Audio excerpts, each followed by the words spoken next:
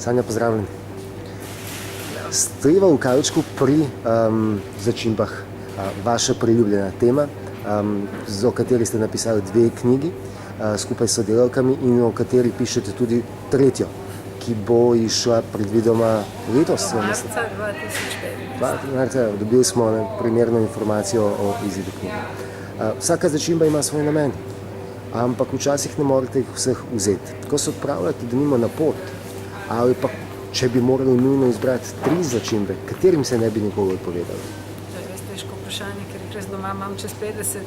Ampak res pa je, da če moraš vse nekako strniti, potem uporabiš take, ki res zmorejo vsega.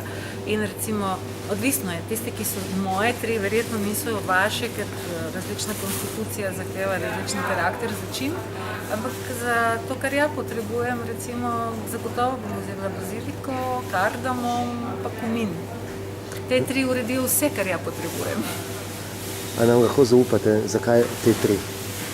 Bazilika, zakaj bazilika? Bazilika je sposobna dejansko delovati od možganov, srca, prebavila, protivnetno, antioksidativno, proti napenjanju, torej od krvi možganov, srca je zelo univerzalna začimba, ki jo lahko uporabimo na različnih frontah.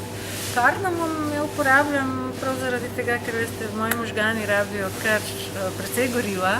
Kardamom zelo izboljšuje presnovo možganov. Torej, moji možgani se ne poganjajo na kofein, ampak na kardamom ali recimo na lovor. To so začimbe, ki zelo zjasnijo situacijo v glavi, ki zelo odprejo mentalne sposobnosti in ki recimo odpihnejo kronično utrujenost. Priznati moram, da ko včasih obvladaš take bližnjice, potem greš krepko čez meje, ampak saj ne škoduješ telesu s kakšno kemijo, ampak izlečeš to energijo iz telesa na naravni način. 3, ki sem jo omenila, je kumin. To je zaradi tega, ker ja imam manko želodčne kisline. Seveda ta nasvet ne bo prav prišel nekom, ki ima preveč želodčne kisline. Taki bojo rabili luštrek zeleno. Zame je pa kardamom pa vse sorte kumine za isti namen. Hvala lepa, Sanja. Ja, hvala.